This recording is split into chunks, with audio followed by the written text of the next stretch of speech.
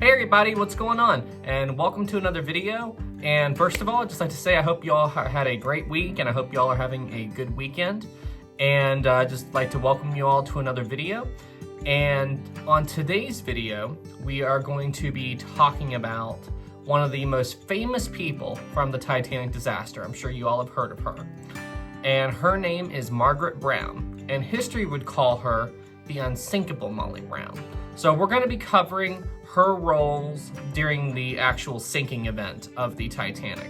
I am going to do another video on her at some point as kind of like a biography and just talk about her entire life, but that's not what this video is. This video is just going to be focusing on her events during the sinking and how she got the reputation and the nickname as the unsinkable Molly Brown. And everyone, before we get started, please hit that subscribe button and please give my video a like. It really helps out with the YouTube algorithm and gets my videos out there and try to get this channel to grow a little bit. Anyway guys, thank you so much, and now let's get into the topic of this video. The woman you see in this picture is Margaret Brown, but most people at the time called her Molly. Molly Brown is known as the unsinkable Molly Brown, and she is one of the, if not the most famous passenger on the ship. Whenever you talk to someone about Titanic and you say Molly Brown, people immediately know who she is, just like Captain Smith. After leaving Southampton, the Titanic made a quick stop in Cherbourg, France to pick up more passengers, and this is where Molly Brown boarded the ship. She was leaving Europe, bound for America. She recently had a family member of hers get very ill, so she was traveling back home to go and see her family member. Now, one thing to understand about Molly Brown's personality, she was a character. You know, she wasn't the laid back, let other people take care of her type. I mean, she was a very tough lady, and she liked to be involved and know what was going on, you know. Throughout the voyage, she was always talking to people, always out and about, and Molly Brown wasn't the type of person to let other people take care of her. She was very prone to, you know, I want to take care of things myself and don't mess with me type. You know, she was a very strong and very proud individual. As we all know, on the night of April the 14th, 1912, Titanic struck an iceberg on the starboard side below the waterline. And Molly Brown was actually one of the first people to get up on deck after the Titanic had struck the iceberg and began to sink. Even though Molly Brown was one of the first people up on deck when the sinking began, that was the same for much of first class. First class passengers were the first to really know what was going on as far as, you know, hearing about it from the officers and getting up on deck. But she was not one of the first people to leave. She left in lifeboat number 6, and that lifeboat left around 1:10, 1:15 a.m. And then the time before that, she was moving about trying to encourage other people to escape, getting other people into lifeboats and moving about. And until finally, one of the officers actually forced her into lifeboat 6. She didn't want to go. You know, she wanted to stay a little longer and keep on doing her thing. But she was forced into lifeboat number 6, and she departed the Titanic at 1:15 a.m. Take care of her. Lifeboat number 6 had a lot of turmoil among its occupants, the crew members, just everyone on board throughout the events that night. The man who was in charge of the lifeboat, his name was Robert Hichens, and he was actually who was at the wheel of the Titanic when it struck the iceberg. Now, it wasn't his fault or anything. You know, he heard the warnings and turned the ship and all that, and he responded as quick as he could. But his attitude that night, he wasn't quite right in the mind, I think, or maybe he was just scared, or there's something was up with him. Anyway, he was barking orders and yelling at people, swearing up and down. Anyway, his attitude that night didn't really sit well with Margaret Brown. In the scene you just saw, there isn't really any record of lifeboat number 6's activities at the point that Captain Smith yelled through the megaphone to come back to the ship. There is a certain amount of fiction to it, but what they did, Hitchens and Molly Brown's lines in that scene were taken from an encounter they had a little bit later in the night. But I'll talk about that in a minute.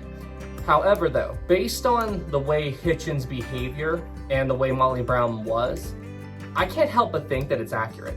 Even though there's no real record of what happened in that lifeboat when Captain Smith yelled, "Come back to the ship," based on Hitchens' behavior and based on Molly Brown's behavior, I can't help but think that Molly Brown would be adamant, come on, let's go back to the ship, let's go back and help. And Hitchens flat out refusing, no, we have to get away from the suction. So it may not have played out exactly as it happened in the feature film, but I still think it's pretty accurate based on what we know about the two people. When Molly Brown and all the people in the boat could hear the people in the water crying out for help, they all were like, come on, let's go back and try to help. And Hitchens yelled, absolutely not. We are not going back. To actually quote him, he said, there is no use in going back. There's only a lot of stiffs out there. It's our lives now, not theirs. Now, if you go back and watch that deleted scene that I showed earlier, he says the exact same thing. It's our lives now, not theirs. And he even went so far as to tell the people in the boat, you know, like the men, to stop rowing, you know, like stop rowing the boat, you know, let's just stop here. And at this point, Molly Brown even asked Hitchens, well, let's let the women row, because we're all freezing out here. Let's let the women row the lifeboat. Let's do all of this. And Hitchens even yelled no at that point. Like, I mean, you couldn't talk to him, period. So at this point, Molly Brown had just about had enough with him. Now, as I just said, Molly Brown had basically had enough with Hitchens at this point for even refusing to let the women help out and row. So Molly Brown completely ignored him and started handing out oars and stuff like that, distributing the oars between the women, and really began to organize and take charge of the boat, like to let the women help row and do things to help them keep their minds occupied and keep warm. And Hitchens started to scream and yell at her again. Molly Brown initially ignored him, but it got to a point where it was so bad that Molly Brown actually threatened to throw him overboard if he didn't shut up. So Molly Brown's actions in the lifeboat that night, you know, like really taking charge and doing what she could to try to help people in this impossible situation, really helped lead her into developing the reputation for becoming the unsinkable Molly Brown. By the time that Molly Brown had actually staged this little mini mutiny against him, a lot of the voices and all the sounds of the people in the water had kind of died down, so I think that's part of the reason why that boat didn't go back. Anyway, so when the Carpathia, the rescue ship, showed up and started picking up the Titanic survivors, throughout the time that it took the Carpathia to reach New York, Molly Brown was just as active as ever. She was going all around the Carpathia, trying to help people and just doing her part.